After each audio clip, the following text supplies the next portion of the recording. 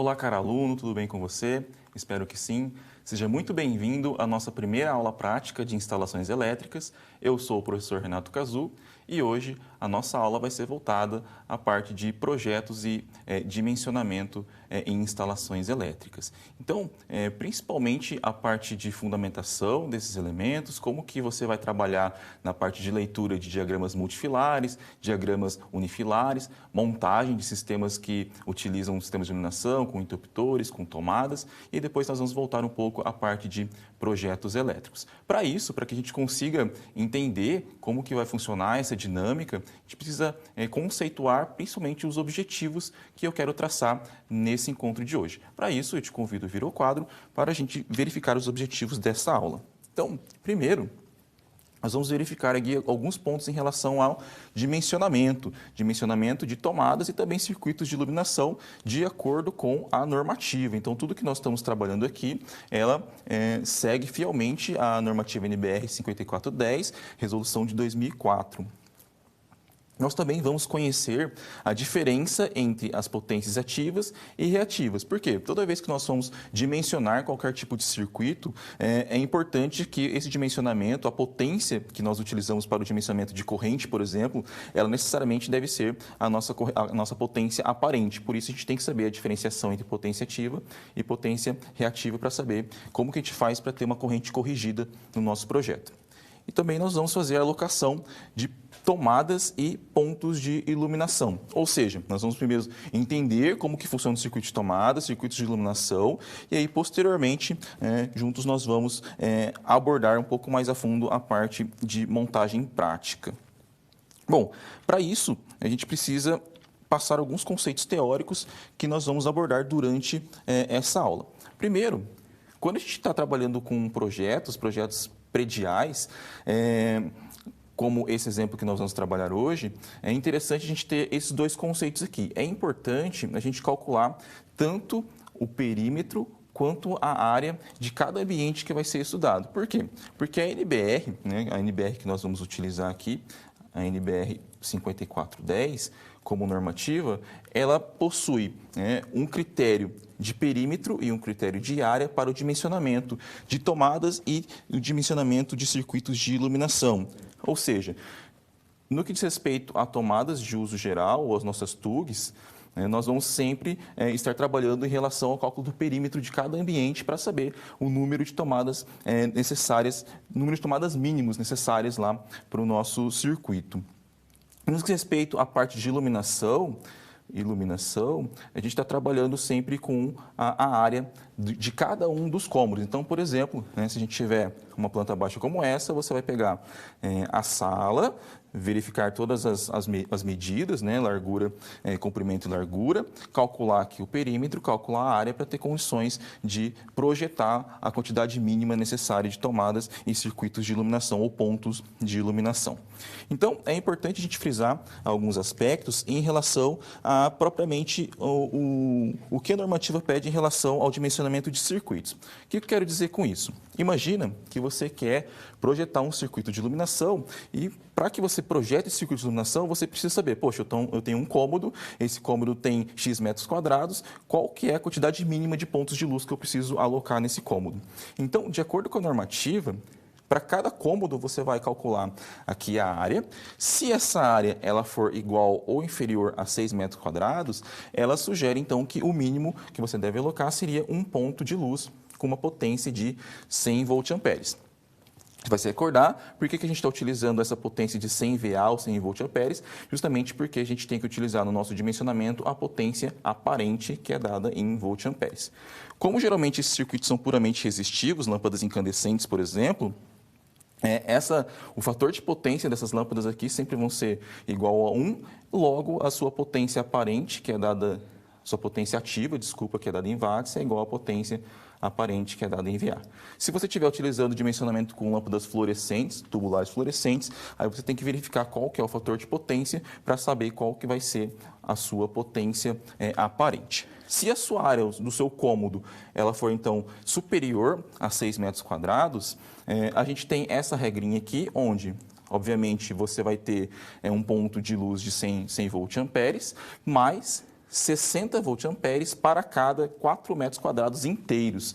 Ou seja, a partir dos 6 metros quadrados, quando completar, por exemplo, 10 metros quadrados, aí você vai inserir, por exemplo, 160 voltamperes no seu cômodo ou no quarto lá, ou no circuito que você esteja dimensionando.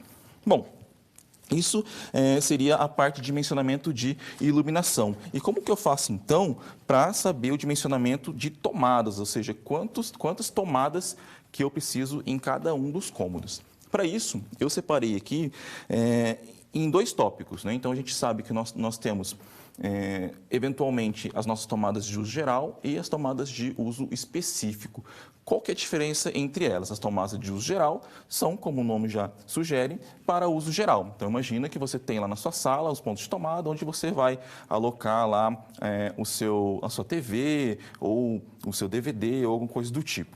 As tomadas de uso específico são tomadas que nós vamos verificar que necessariamente ela tem uma potência, um consumo um pouco superior. A gente vai ver como que vai funcionar esse dimensionamento. Então, para que a gente consiga dimensionar tomadas de uso geral, que eu sempre vou me referir como TUGs, ou seja, tomadas de uso geral, a normativa ela solicita então que no banheiro você deixe pelo menos um ponto de tomadas de uso geral. Para ambientes tais como cozinha, copas, área de serviço também, no mínimo um ponto, né, para cada 3 metros de perímetro. Então, perceba, quando a gente está dimensionando tomadas agora, a gente está utilizando a regra do perímetro. Então, por isso que você sempre tem que, em cada um dos seus cômodos, calcular qual que é a área e qual que é o perímetro. Para varandas, você vai inserir no mínimo uma tomada. Para salas e dormitórios, no mínimo um ponto para cada 5 metros também de perímetro. E aqui eu tenho os demais cômodos. Se a área ela for inferior ou igual a 6 metros quadrados, você vai alocar no mínimo um ponto. E se a sua área no seu cômodo ela for superior a 6 metros quadrados, você vai alocar um ponto a cada 5 metros de perímetro.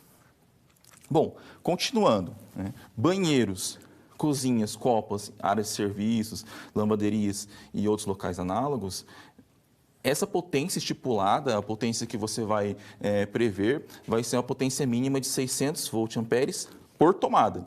Ou seja, se você tiver 2 tomadas, você vai ter 2 tomadas de 600 voltamperes. Só que essa relação ela vale para no máximo 3 pontos. Ou seja, se você tiver 3 pontos de tomada de uso geral no seu cômodo, você vai ter lá, por exemplo, 1.800 voltamperes de potência. Quando você exceder esse valor, aí cada um dos pontos eles vão corresponder agora a 100 voltamperes, tá? Então você não vai manter essa constância de 500 voltamperes eternamente. Então para os 3 primeiros pontos você vai assumir que a sua potência é 600 voltamperes e a partir do terceiro, a partir do quarto, você vai assumir então que a sua tomada ela vai consumir 100 voltamperes para os pontos excedentes.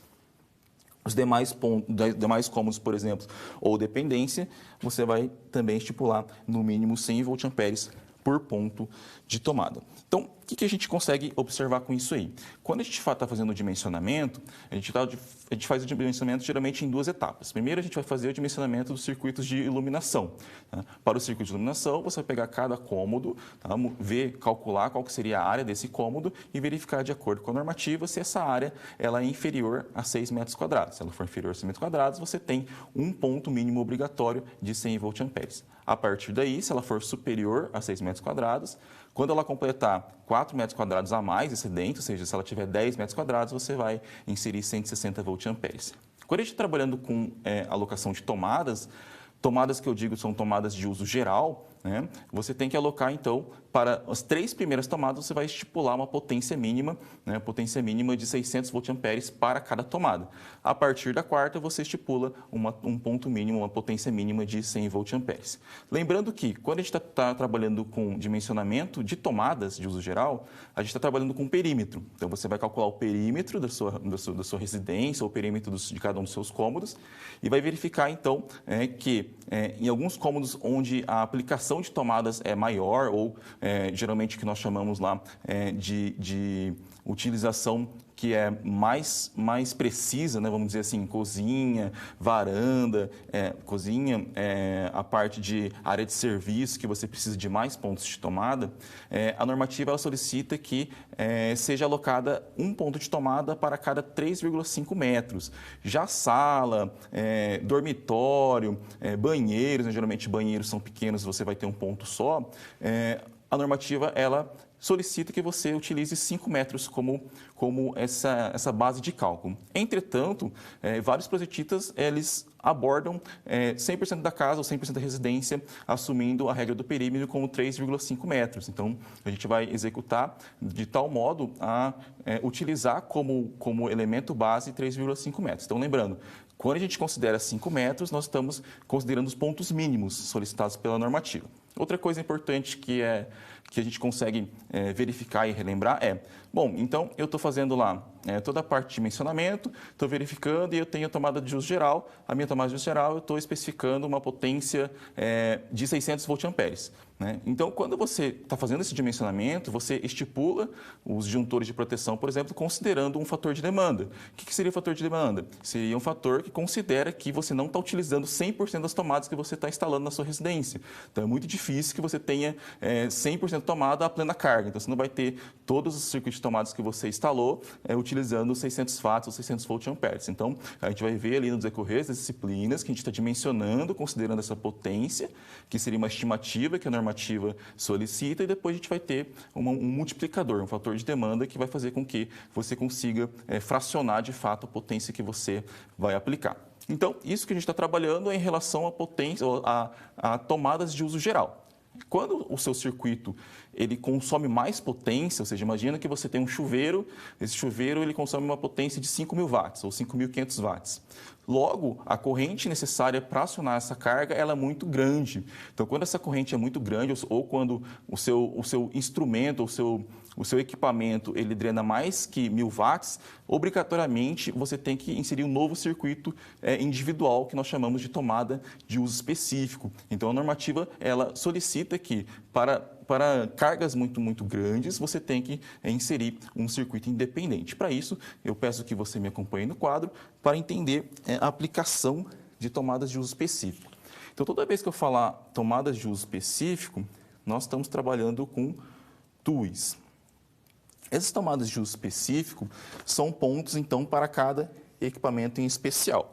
Então, o que a gente consegue lembrar? Poxa, chuveiro, forno, micro-ondas ou elementos de potência mais elevadas, obrigatoriamente eles devem possuir um ponto específico e um disjuntor específico de proteção, onde a distância máxima do equipamento seja 1,5 metro, ou seja, a distância máxima do acionamento do seu equipamento para a sua tomada ela tem que ser, no máximo, 1,5 metros. A partir daí, a normativa assume que há o conceito de queda de tensão. Bom, por exemplo, eu tenho aqui o chuveiro que eu citei, um forno elétrico, um cooktop elétrico, um ar-condicionado, ou seja, elementos ou instrumentos com potência mais elevada. Assim, você deve atribuir a potência nominal do equipamento a ser alimentado. Ou seja, quando você for fazer o dimensionamento da corrente, se você for fazer assim, qual é a sua corrente, você vai ter que pegar a sua potência aparente e dividir pela tensão, certo? Onde essa potência aparente ela está diretamente interligada com o fator de potência. Então, são alguns cuidados que você deve cuidar, né? Ou uma coisa que você tem que prestar atenção. Caso você não conheça a potência do equipamento que você vai, por exemplo, instalar, é interessante que você pegue a maior potência de equipamentos similares ou você pesquise mesmo via catálogo de fabricante. A potência calculada, então, a partir de corrente e tensão de projeto, você tem que ter como base a utilização dessa tabela. Então, eu trouxe aqui uma tabela de potência típica, né, que a gente geralmente costuma utilizar. Então, por exemplo, eu tenho equipamento de ar-condicionado, esse equipamento de ar-condicionado a gente atribui uma potência média de 1.400 watts.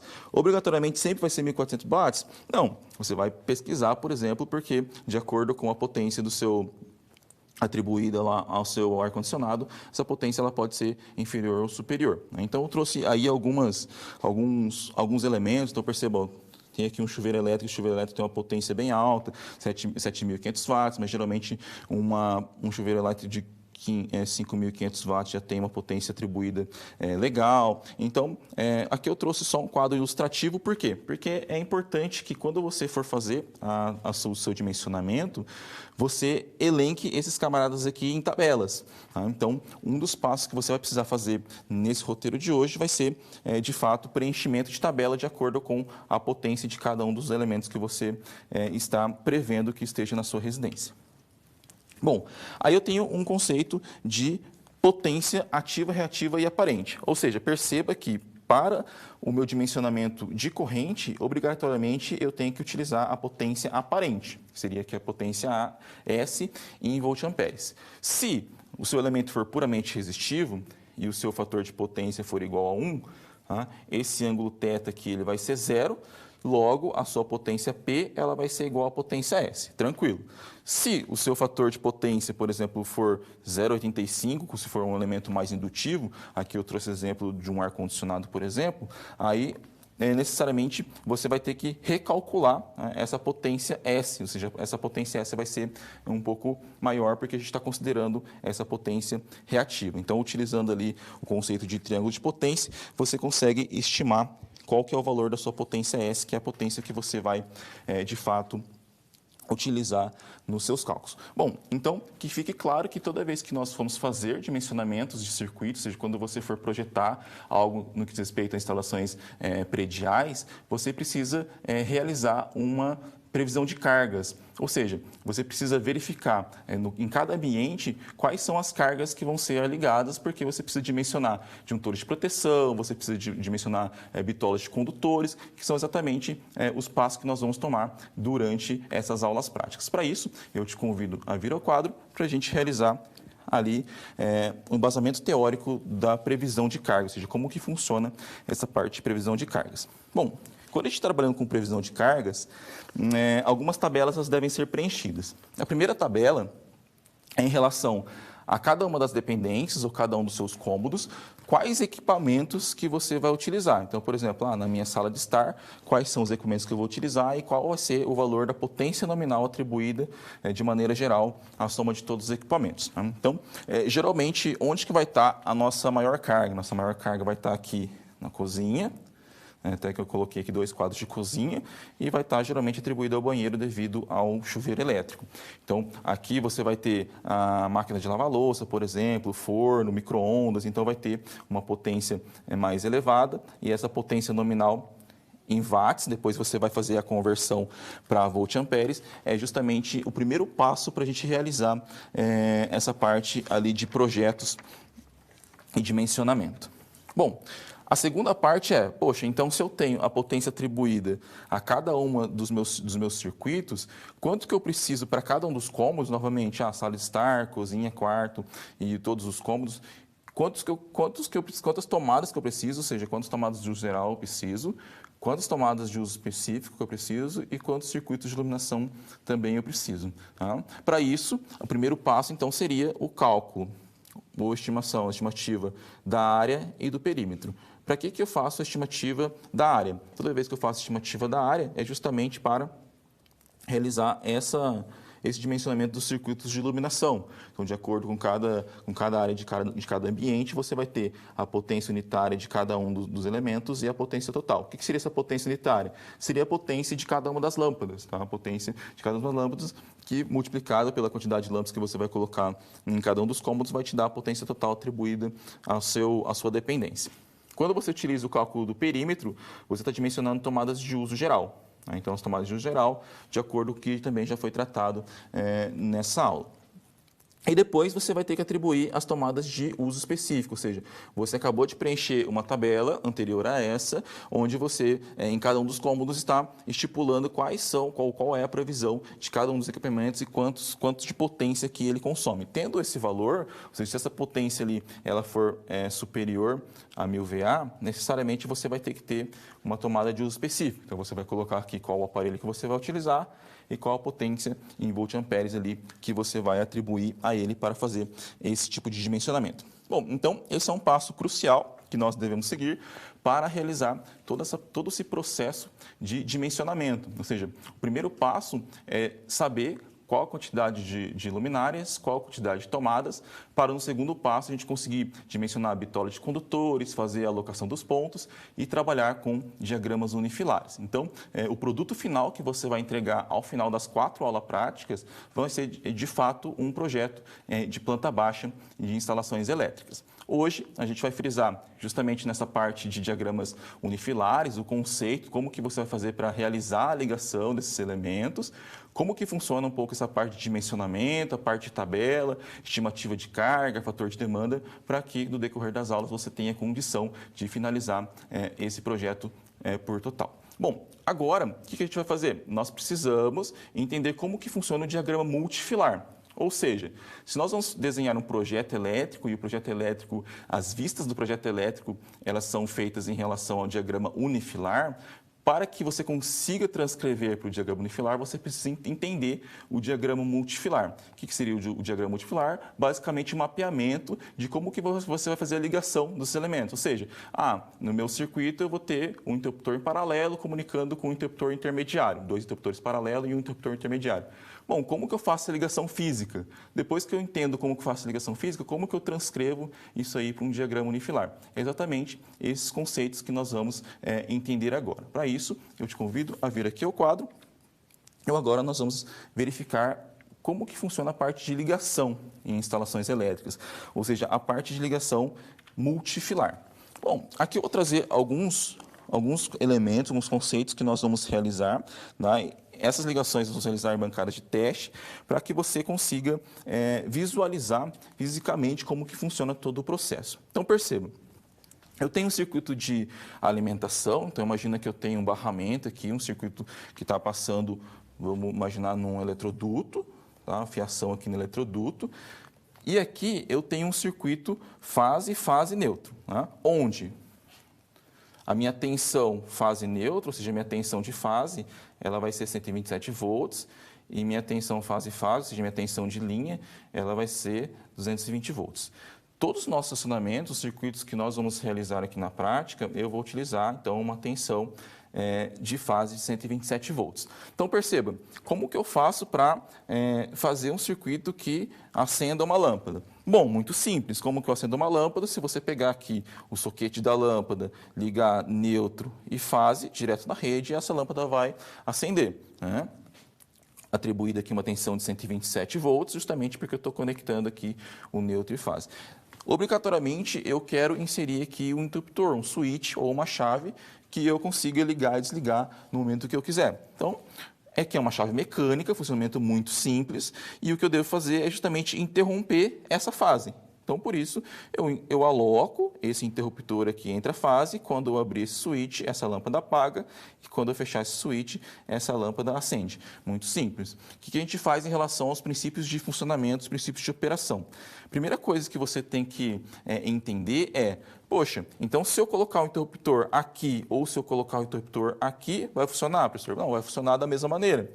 Por que que eu coloco, então, esse interruptor aqui interrompendo a fase? Justamente porque a gente está prezando a parte de manutenção, né? Ou seja, quando você desliga esse interruptor, essa lâmpada apaga, você consegue fazer a manutenção aqui no soquete, fazer a troca que você precisa realizar, a troca de reatores, por exemplo, onde a gente estipula que só esteja ligado um neutro aqui na lâmpada. Se você fizer o contrário, mesmo que você desligar, se você estivesse chaveando aqui o neutro, por exemplo, quando você abre a lâmpada apaga, só que no seu circuito você teria uma fase aqui, aí você poderia, né, ter alguns contratempos. Bom, é interessante saber que a normativa ela prioriza que todos os circuitos que você faça a ligação ela seja desenergizada. Tá? Então, é um aspecto que você deve lembrar. Para isso, existem alguns nomes, algumas simbologias que nós vamos trabalhar. Então, primeiro a gente está trabalhando esse circuito aqui, que é o circuito multifilar, ou seja, o mapeamento que você vai seguir para realizar a alocação dos pontos, né? Então, perceba, aqui eu tenho uma fase. Então, vou colocar como fase, aqui eu tenho um neutro. Então, o neutro lembra direto na lâmpada e a fase vem aqui no interruptor. Então, o interruptor ele vai ter 2 bornes, onde um dos bornes você vai alocar a sua fase. O segundo borne, ele vai direto para a lâmpada, ou seja, quando você fechar essa chave, vai ter fase aqui também. Só que ele recebe um nome diferente, ele não recebe o nome de fase, ele recebe o nome de retorno ou R, vou colocar como R. Então, é interessante que você entenda que você tem uma fase, um retorno e um neutro para ligar um interruptor simples. Bom, e se eu quisesse ligar um interruptor duplo? O que seria o conceito de interruptor duplo? Seria numa mesma caixinha, imagina que aqui tem uma caixinha 4x2, essa mesma caixinha que geralmente é embutida na alvenaria, você tem duas teclas. Então, interruptor duplo são interruptores de duas teclas. A grande diferença é que a gente vai descer aqui com as duas fases, né, e essas duas fases elas vão alimentar, né, essa lâmpada aqui. Então, aqui, no nosso circuito, é um circuito de uma lâmpada, um acendimento de uma lâmpada em 220 volts, é o que nós não vamos realizar esse experimento. E se você precisasse utilizar um interruptor, né, que acenda em dois locais diferentes no seu cômodo. Então, imagina que você está entrando num cômodo, você está acionando em um ponto, só que ao sair do cômodo você quer acionar por outro ponto. Aí o conceito é a utilização de um interruptor paralelo. O conceito de interruptor paralelo é justamente o que está sendo ilustrado aqui. Então, imagina, eu tenho uma fase, aqui sempre no borne central, e no borne central do outro interruptor eu tenho esse mesmo retorno. Então, aqui eu continuo com fase, aqui eu tenho retorno que vai para a lâmpada e aqui eu tenho um neutro. Bom, o que você vai conseguir entender? O que vai mudar em relação ao interruptor simples? Vai mudar que eu tenho um interruptor de 3 vias. Então, lembra que o interruptor simples ele é um interruptor de 2 vias, né? Uma chave mecânica que muda só essa posição. A diferença do interruptor paralelo é que ele é um interruptor de 3 vias, ele comuta desse cara aqui, que seria o comum, para cá e para cá. Tá? Bom, vamos entender o funcionamento. Então, primeiro, você tem uma fase alocada aqui, ela está parada. Essa fase está parada aqui. O que vai acontecer? Se eu pressionar esse interruptor, essa chave vai se movimentar para cá e essa lâmpada ela vai acender. Tá? Estando nessa posição aqui, se eu vir, por exemplo, nesse interruptor e apertar esse interruptor, ele vai comutar para cá. Comutando para cá, não vai ter mais fase aqui, essa lâmpada ela vai apagar. Tá? Então, a grande vantagem desse tipo de interruptor é que você consegue acender por um lugar, né, apagar por outro, no mesmo cômodo, por exemplo, ou em 2 posições. Bom, aí eu tenho também o conceito de sensor de presença, ou seja, quando você tem esse elemento aqui, o elemento onde você tem geralmente um LDR, algum tipo de sensor aqui, tá? Esse sensor de presença ele necessita de uma alimentação e o neutro ele compartilha o neutro com a lâmpada. Então perceba, então tem um neutro, esse neutro ele recebe na alimentação e recebe aqui no nosso soquete. Tá? Bom, o que vai acontecer aqui? Você vai ter uma fase, essa fase vai alimentar o nosso sensor de presença. Então, geralmente, sensor de presença eles vão ser bivolts, então 127 volts ou 220 volts. E aí, nesse caso, você vai alimentar o seu circuito. Alimentando o seu circuito do sensor de presença, toda vez que ele verifica movimento, por exemplo, óbvio que tem toda a parte de inclinação, a parte de temporização que nós vamos verificar, ele manda um pulso, ele comuta um relé, por exemplo, e manda a nossa fase aqui no retorno. Ou seja, basicamente, ele fecha esse circuito aqui. Né? Então, vamos só redesenhar, você tem uma fase e ele fecha essa chave. Tá? Então, aqui é o circuito de alimentação, ele detectou presença, ele fechou aqui e mandou uma fase aqui no seu retorno, vai acender a sua lâmpada. Basicamente, é assim que o nosso circuito ele opera. Bom, e aí, por fim, nós temos o nosso circuito que utiliza a minoteria. Ou seja, o que seria o circuito de minoteria, professor? Basicamente, ele opera com o mesmo preceito de um sensor de presença, só que você precisa dar um pulso para ele. Tá? Esse sensor de minoteria ele é muito utilizado ali antigamente nos apartamentos e hotéis, que você vai ter aqui geralmente um sensor óptico, alguma coisa, onde você aciona, né, geralmente ele é touch, então você vai passar o dedo aqui, ele vai fechar essa chave, vai acender essa luz, vai contar um tempo, ele vai temporizar de acordo com o estipulado aqui na minoteria, depois ele vai apagar. Então seria geralmente corredores, um ambiente onde essa lâmpada ela vai ficar acesa por determinado tempo. Okay? Bom, basicamente, como que funciona o nosso circuito de minoteria? Novamente, você vai ter a sua fase, o seu neutro, o seu circuito de alimentação, e aqui você vai dar um pulso. A partir desse pulso, você vai ter um X segundos aí de contagem de minoteria. Algumas minoterias elas têm alguns jumpers de regulação e algumas minoterias ela tem um tempo fixo para conseguir realizar essa comutação. Bom, então qual que é o próximo procedimento que nós vamos seguir? Vai ser realizar, né, a ligação desses elementos, ou seja, vamos apresentar para vocês quais são esses elementos que nós estamos trabalhando e como que a gente vai realizar a ligação desses elementos ali na bancada de testes. Então, eu te convido a vir à bancada de testes para mim apresentar aqui para você o nosso circuito que nós vamos utilizar. Então, perceba que na bancada de testes, eu já deixei ela conectada, então aqui você vai perceber que eu tenho um disjuntor trifásico, só que nesse disjuntor trifásico eu estou utilizando 127 volts tensão de fase. E aqui são todos os elementos que nós vamos trabalhar hoje. Então perceba, o primeiro passo que nós vamos utilizar seria a alocação do nosso interruptor simples. Então eu vou fazer primeiro a ligação do interruptor simples, conectando a uma lâmpada, e depois que a gente conseguir entender esse parâmetro, perceba que aqui tem a nossa chavinha, né? Então eu vou jogar uma fase aqui seria o nosso retorno, toda vez que eu pressiono aqui, como ele é uma chave mecânica, ele vai acionar e vai acender o nosso circuito de iluminação. Depois nós vamos partir para o nosso interruptor paralelo. Então a gente vai juntos entender como é que funciona esse interruptor. Lembra que eu falei que o interruptor paralelo é um interruptor de 3 vias? Então como que eu faço para conectar essas vias ali para acender a nossa lâmpada? E aí depois nós vamos fazer o nosso circuito aqui de minuteria e sensor de presença para finalizar. Tá? Então, a minuteria ela trabalha esses dois modos aqui em conjunto, onde aqui eu coloquei um pulsador de campainha, mas seria lá qualquer tipo de pulso. Por quê? A minha minuteria ela precisa de um acionamento. Então, quando eu der um pulso aqui, que poderia ser um pulso por toque, um pulso por sensor de presença, esse elemento aqui ele vai temporizar e vai manter a luz setada por um tempo fixo. Então, lembrando, essa minuteria que nós estamos utilizando, ela tem um tempo fixo, ela está estipulada em 90 segundos, e ela não consegue realizar um ajuste. Tem alguns tipos de minuteria que você tem um trimpote, um potenciômetro, alguns jumpers que você consegue realizar ali o ajuste de tempo, por exemplo, que ela vai permanecer acesa. E aí, por fim, nós vamos trabalhar com esse camarada que é o nosso sensor de presença. Ou seja, o sensor de presença, esse caso aqui, especificamente, ele consegue tanto operar com a parte presença e temporizar desde pulso até 30 minutos, 1 hora, salvo se eu não estiver enganado, e você consegue internamente, se você retirar esse cabeçote aqui, você vai ter vários jumpers internos onde você consegue estipular tempo de acionamento, sensibilidade desse elemento, e você consegue, para esse cara específico, você consegue também trabalhar como fotocélula, ou seja, você pode acionar ele apenas à noite ou de dia e à noite. Existem alguns modelos que você não tem essa opção, é apenas sensor de presença, ok?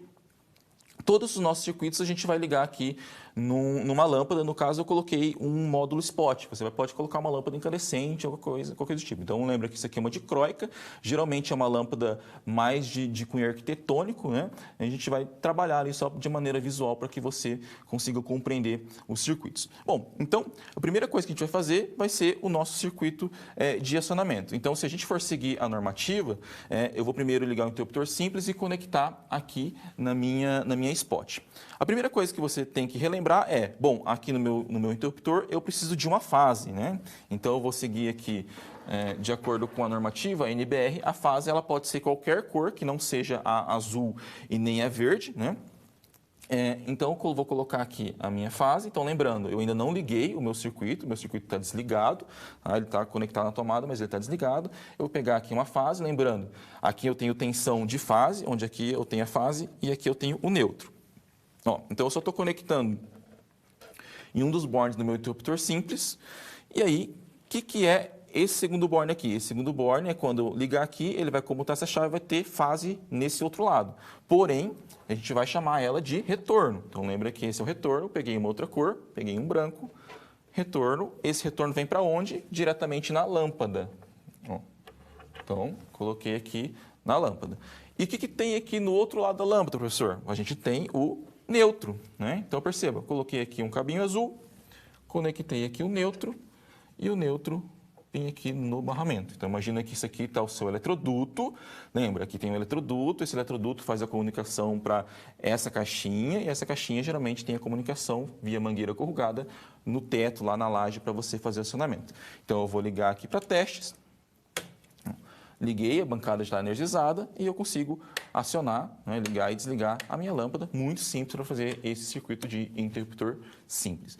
Ok, agora imagina que eu tenho esse interruptor simples, então obrigatoriamente eu vou entrar no meu cômodo, acender aqui no meu lugar e quando eu for para outro cômodo, por exemplo, eu tenho que atravessar o cômodo inteiro, desligar e atravessar no escuro, por exemplo. Eu não quero fazer isso. Então o que eu posso fazer? Eu posso colocar duas caixinhas ou dois modos paralelos para comunicar em dois pontos diferentes. Tá? Eu poderia fazer entre esses dois, porque são dois interruptores paralelos, mas eu vou fazer entre esses dois modos que eu coloquei aqui.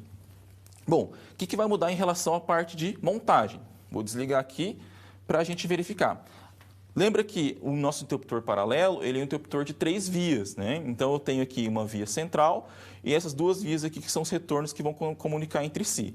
Então se eu tenho dois modos paralelos, obrigatoriamente as duas vias da extremidade elas são conectadas entre os dois interruptores paralelos. Se eu for ligar mais de dois interruptores, aí obrigatoriamente eu tenho que colocar um intermediário, já vai chegar nele. Para mim colocar o paralelo então, esses dois cabos externos aqui, né, das duas extremidades, elas vão ser interligadas entre elas, que são dois retornos.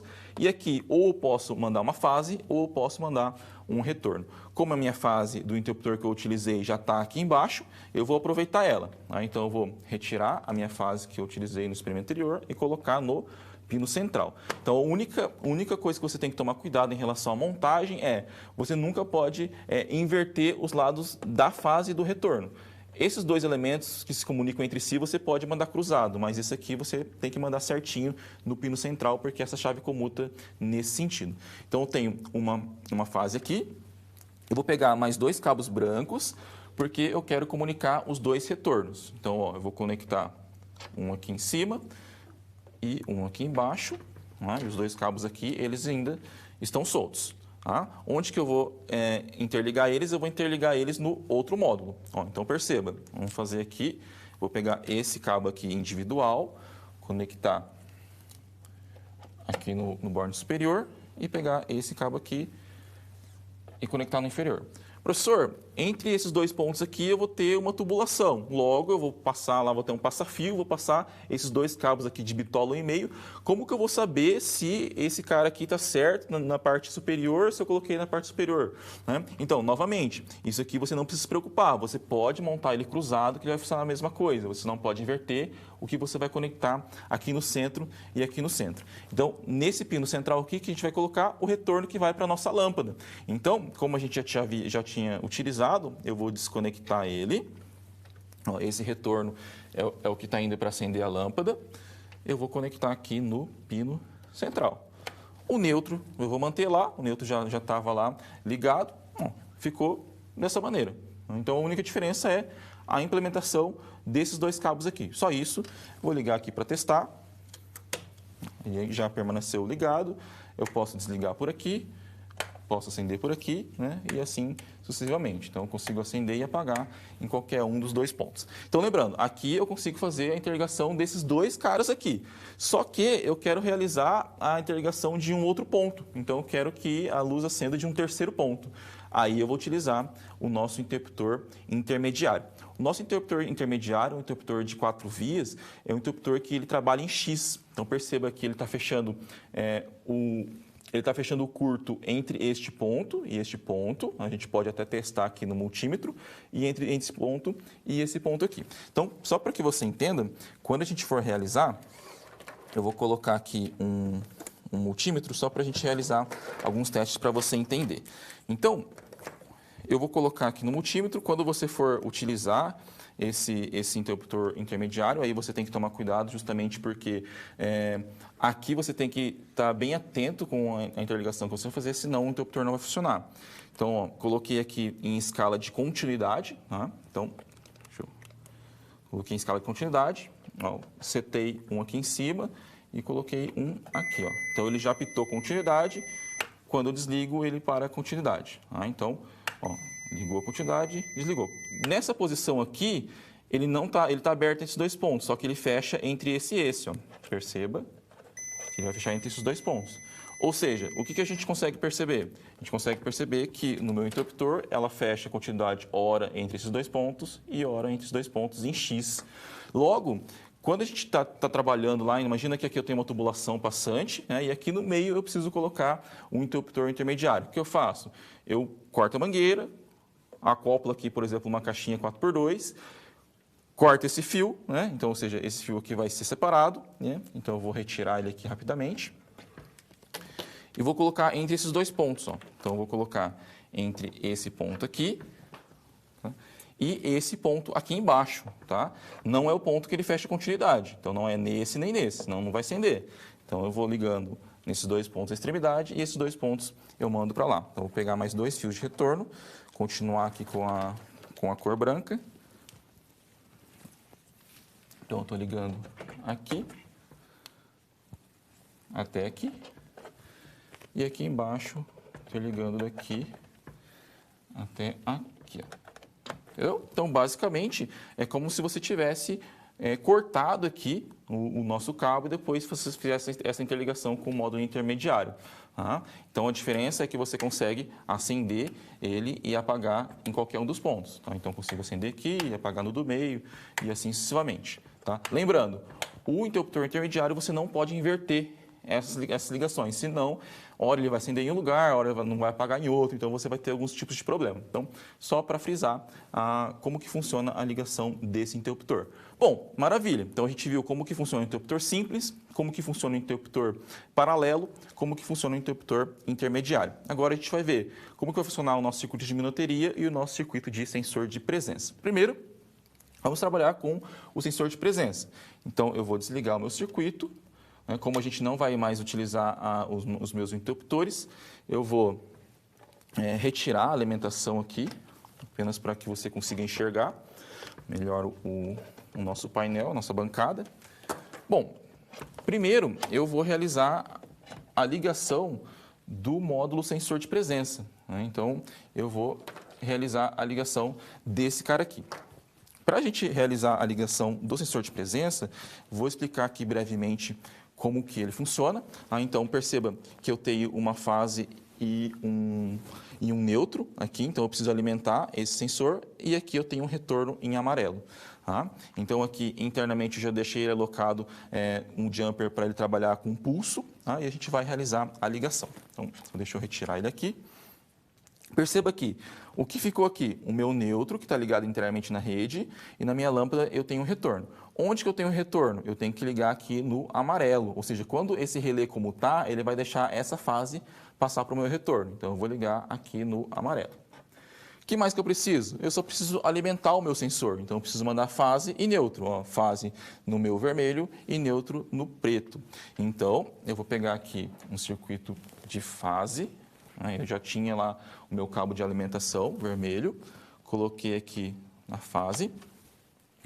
E aí eu preciso mandar um neutro também. O neutro você pode pegar direto do barramento, só que como a gente tem uma lâmpada aqui embaixo, eu já vou pegar direto aqui da lâmpada. Seria como se você estivesse emendando aqui o neutro na lâmpada, na caixinha lá. Então eu coloquei aqui. Então esses dois é o nosso circuito de alimentação e esse cara aqui é o meu retorno que vai para acender a lâmpada. Eu vou ligar aqui a bancada para realizar os testes. Então, realizei aqui o acionamento. Então, perceba que agora ele comutou meu relé, né? Deu para escutar aqui o barulho do relé. Desligou. Por que ele desligou? Porque o jumper que eu deixei foi um jumper apenas de pulso. Então, quando ele prevê, ele consegue enxergar algum tipo de movimento, ele acende e depois apaga. Eu só coloquei aqui para a gente visualizar nos testes. Você poderia abrir esse cabeçote e mudar o jumper para que ele fique lá até 1 hora ou mais, dependendo do seu sensor, ou para que ele opere apenas de noite. Então, seria basicamente esse circuito de ligação que nós estamos trabalhando aqui, ok? Bom, aí eu vou desligar o módulo de sensor de presença e a gente vai trabalhar, por fim, com o módulo de minuteria. Então, perceba, eu tenho esse módulo aqui, vou deixar um pouco mais próximo. Esse módulo ele trabalha em conjunto, então eu vou fazer esse módulo aqui, quando eu der um pulso, ele vai acionar essa minuteria aqui e manter essa lâmpada acesa por 90 segundos, que é o tempo que ele está estabelecido. Então, eu só vou desmontar da parte que eu havia montado do sensor de presença. Como que funciona o meu módulo de minuteria? Bom, eu havia comentado que a minuteria ela precisa apenas da alimentação. Então, eu tenho aqui um vermelho na alimentação, o branco que seria o meu pulso, o amarelo vai ser o retorno e o preto vai ser o neutro. Então, eu tenho esses 4 bornes que eu preciso utilizar. A minha fase, ela é a vermelha, está aqui na minha mão, eu já vou ligar. Então, a vermelha vai ser a fase, ok? Só que, perceba que aqui no branco, eu preciso de uma fase também que vem do pulsador, tá? Então, quando eu pressionar isso aqui, eu tenho que mandar uma fase. Então, eu vou pegar um outro cabo vermelho, vou conectar tudo aqui em cima, ó. Peguei a mesma fase e liguei aqui num pulsador de campainha. Então, está ligado num pulsador. Toda vez que eu pressionar esse botão, ele vai mandar essa fase agora para o branco. Então, eu vou ligar como se fosse um retorno. Então, eu vou pegar aqui um cabo branco, né? Liguei aqui na saída do meu pulsador e liguei aqui no meu retorninho, tá vendo? O que eu preciso agora? O amarelo vai ser o retorno que vai para a lâmpada, ó, perceba que está ligado na lâmpada. Então, eu vou pegar novamente mais um cabo branco para trabalhar como retorno. Eu não tenho um retorno amarelo. Conectei aqui o retorno. Posso aproveitar aqui o de cima. Liguei aqui o branco. E o que seria esse preto? O neutro. Tá? Então, seria o nosso azul. O meu azul que eu estou utilizando como neutro, que é justamente o circuito de alimentação da minha bateria. Também estou pegando o neutro direto da minha lâmpada dicróica aqui ao lado. Ó. Então, como que ficou para você visualizar? Eu tenho um pulsador de campainha, eu tenho a alimentação da minuteria e eu tenho o módulo spot aqui, onde o neutro é comum aos dois elementos. Eu pego direto do barramento e faço o curto-circuito. Vou ligar aqui o meu circuito. Tá? Toda vez que você liga o circuito de minuteria, você vai ter, então, ele ligado. Então, ele vai ficar ligado, ele vai temporizar uns 90 segundos, eu não vou aguardar esse tempo, tá? Assim como geralmente os sensores fotoelétricos, né? Os sensores que acendem à noite ali, geralmente quando você starta, manda energia para ele, ele já manda o retorno aceso obrigatoriamente, e depois que ele conta o tempo, ele vai apagar. Então aqui ele vai contar os 90 segundos, depois vai desligar. O que você pode fazer depois que ele desligar é mandar esse pulso. Quando você mandar o pulso, esse relé vai comutar de novo, comutando de novo, daí essa lâmpada fica acesa por mais um tempo. Então lembrando, esse aqui eu coloquei um modo pulsador, né? Geralmente você pode colocar ali um sensor óptico, alguma coisa, um sensor capacitivo que pegue a presença do dedo, por exemplo, e você só precisa mandar um pulso aqui. Né? Então você poderia ter, por exemplo, um modo sensor que manda um pulso conectado aqui ao pino branco. Né? Então você poderia utilizar N maneiras lá para realizar essa ligação, ok? Então, nós vamos desligar aqui a bancada, novamente nós vamos retornar aqui ao quadro, para que a gente consiga prosseguir todo o nosso experimento.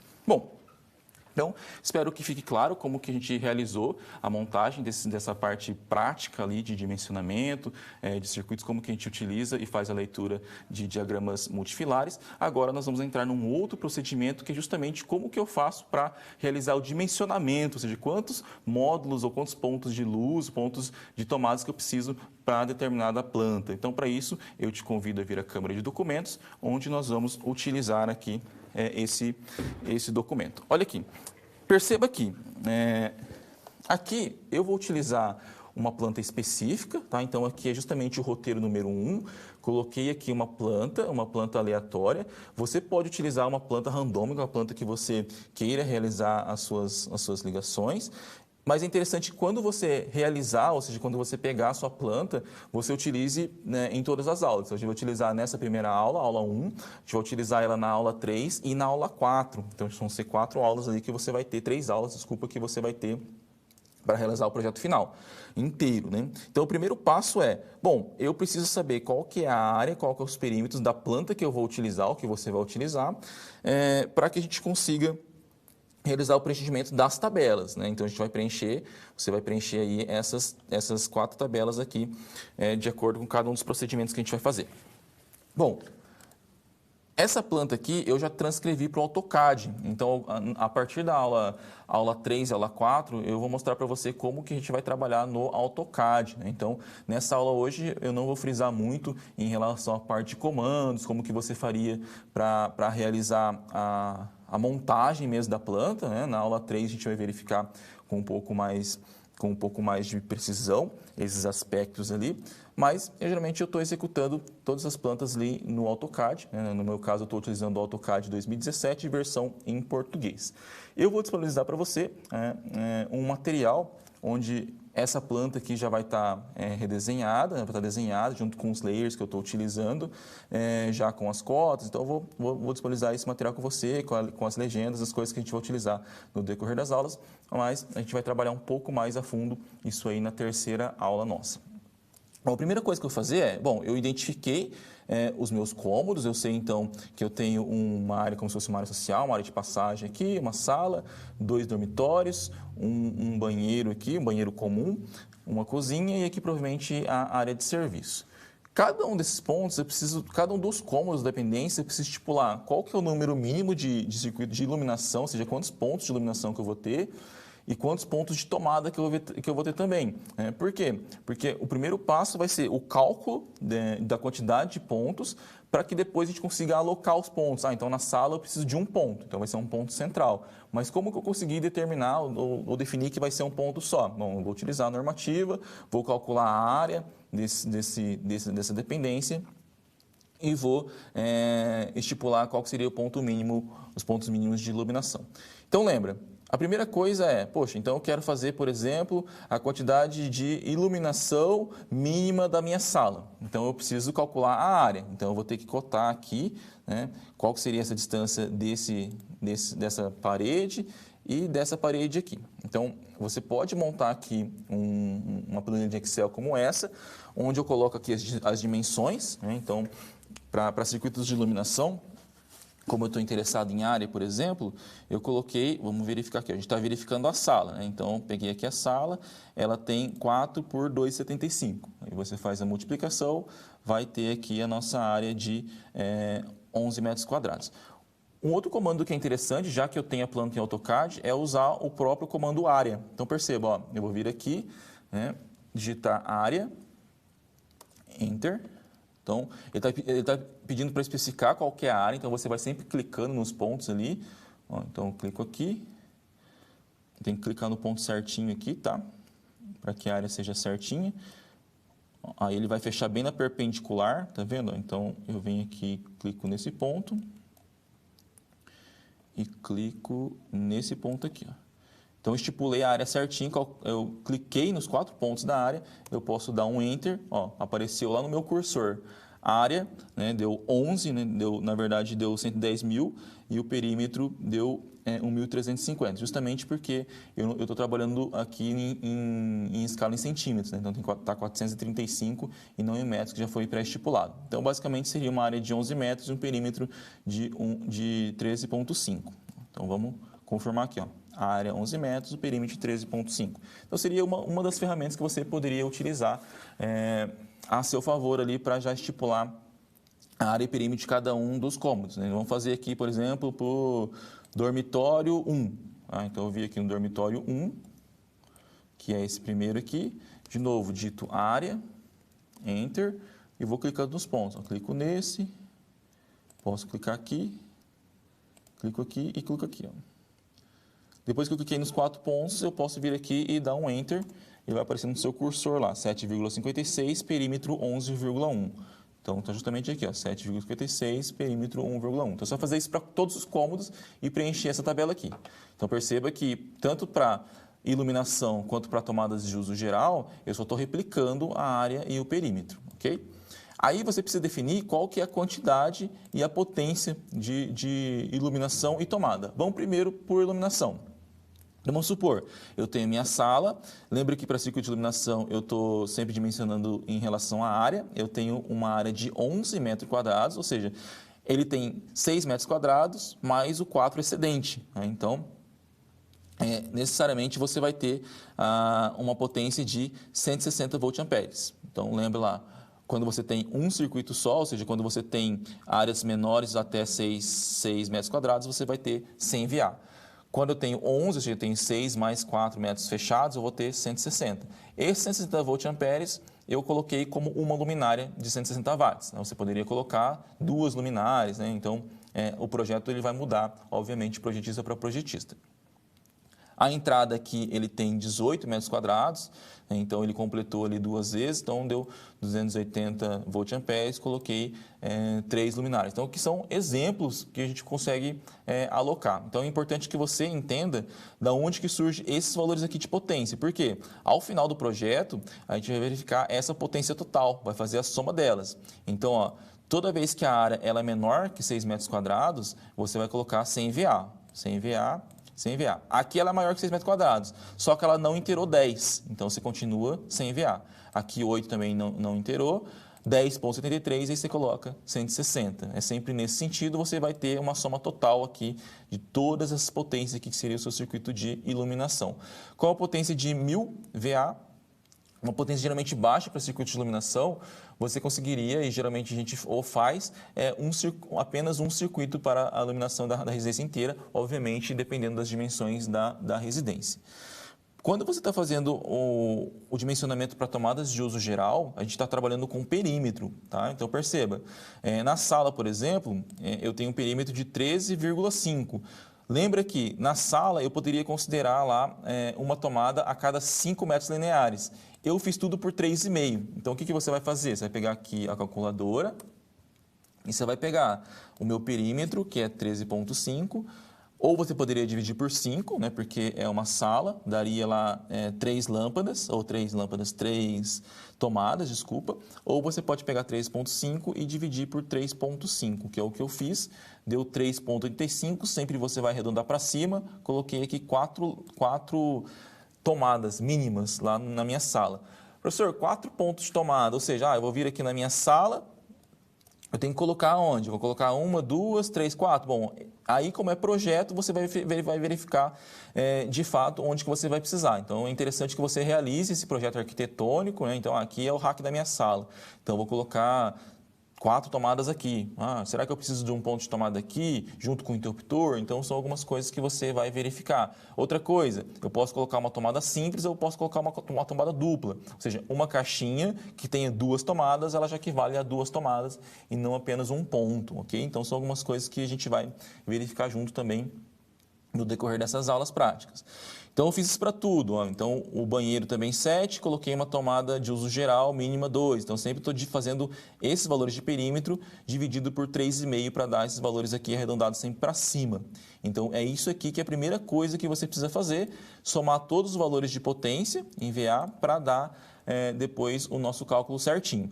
Outra coisa que é importante, perceba que aqui eu tenho 4 tomadas mínimas. Então, lembra, as 3 primeiras tomadas você tem uma potência de 600 VA. Então, aqui daria 1.800. A partir da 4ª, você vai ter uma potência de 100 VA. Por isso que deu aqui os nossos 1.900, ok? Então, são algumas coisas que você tem que relembrar quando você for utilizar. Então, perceba, daí a potência deu um pouco maior, 9.400 voltamperes. Só que a gente sabe que se você tem tudo isso aqui de tomada na sua casa, você não vai estar utilizando 100% de todo o circuito a plena carga. Então, você não vai utilizar, por exemplo, 2 tomadas com 1.200 watts, né? Uma potência bem elevada. Então, a gente vai ter um fator de demanda ali para descontar depois do nosso projeto. Aí você também tem a parte de tomada de uso específico. Eu elenquei algumas que eu julguei necessárias, mas você pode colocar mais ou menos. Então, eu coloquei lá na minha cozinha, onde geralmente tem a maior carga, coloquei um forno elétrico com a potência de 1.200, então percebam, uma potência maior que 1.000, eu coloquei que ele precisa de uma tomada de uso específico. O micro-ondas eu coloquei a potência de 900. Professor, mas 900 é menor que 1.000. Mas geralmente com uma potência um pouco maior ali, a gente costuma colocar mais por proteção também uma tomada de uso específico, tá? Coloquei uma torneira elétrica com uma potência de 4.800 e um chuveiro. Eu coloquei 2 condicionadores de ar, 2 ar-condicionados, um em cada dormitório, e na área de serviço eu coloquei uma máquina de lavar. Então aqui você vai verificar qual que vai ser a potência, principalmente quando você tem equipamentos mais pesados. Depois a gente vai verificar o que essa potência vai contribuir no nosso dimensionamento. Ou seja, eu tenho vários tipos de potência, a soma dessas potências, a gente vai ter que dimensionar qual que vai ser o nosso dispositivo de proteção, qual que vai ser o disjuntor que a gente vai colocar. Então, no decorrer ali das nossas aulas, a gente vai utilizar essa planta aqui, alocar os pontos, né? Então, lá na aula 3 a gente vai começar já a alocar os pontos aqui de cozinha, de área de serviço, de sala, de acordo com essa tabela que já foi preenchido, verificar por onde que vão ser passados os eletrodutos, né? Então, ele vai ser eletroduto na parede, eletroduto vai vir aqui por cima pela caixa sextavada na laje, onde que eu vou alocar o quadro geral. Tá? Então, existem alguns conceitos no que diz respeito à alocação de quadro geral. Você pode colocar aqui o quadro geral em qualquer lugar da sua casa, certo? Só que a normativa ela sugere que o quadro geral ele esteja mais próximo das maiores cargas. Então, onde que a gente tem a maior carga? Cozinha e geralmente banheiro, né? Então, ele teria que estar mais ou menos próximo a esses dois cômodos aqui, ó. Ah, então eu posso colocar ele aqui, ó. Não, posso, mas você vai querer um quadro na sua área de circulação? Então, existem também alguns conceitos lá na normativa em relação ao conforto elétrico. O quadro geral ele pode ser instalado em qualquer ponto, mas aí você leva em consideração o conforto elétrico, né, na sua instalação. Bom, então basicamente é isso que você precisa realizar. Nessa primeira etapa, você deve escolher então uma planta geral, uma planta baixa que você vai utilizar. Se você quiser utilizar a mesma planta baixa que eu estou utilizando nas aulas, porque eu vou disponibilizar para você, você pode optar por essa opção, ou você pode pegar uma outra planta baixa da sua residência, ou qualquer outra planta que você deseje.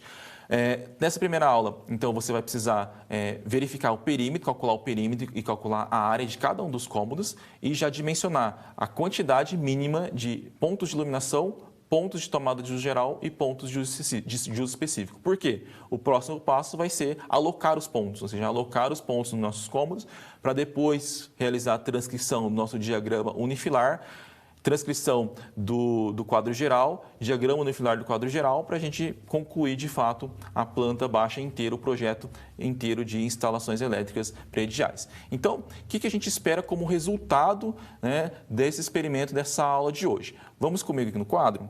Bom, primeiro, a gente está esperando que você entenda toda a parte ali de instalações elétricas, que a gente realizou ali algumas montagens no nosso painel de instalações residenciais, e como que funciona principalmente o dimensionamento de iluminação e de tomada, ou seja, circuitos de iluminação, circuitos de tomada. Então, a gente está primeiro priorizando a quantidade de pontos de iluminação e a quantidade de pontos de tomada.